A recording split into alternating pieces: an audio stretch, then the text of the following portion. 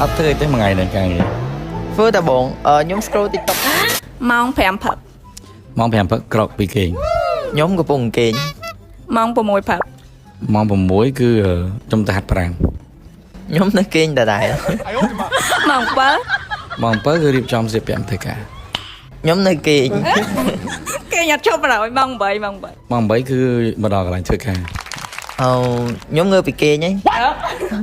ម៉ោង9 ម៉ោង9គឺខ្ញុំចូលទៅមើលអ៊ីមែលតាក់ទងក្រុមការងារ ខ្ញុំទៅម្ដងឡើងធ្វើការ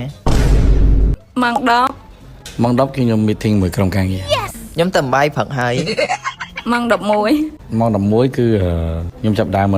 check មើលការងារបុគ្គលិកមួយតែគាត់ធ្វើខ្លះ ខ្ញុំបើកកុំព្យូទ័រធ្វើការ ម៉ោង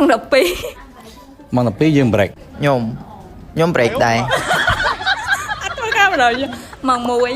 ម៉ោង1បង check មើល report ការងារឡើងវិញតើបុគ្គលិកគាត់បានធ្វើខ្លះ ខ្ញុំកំពុង scroll TikTok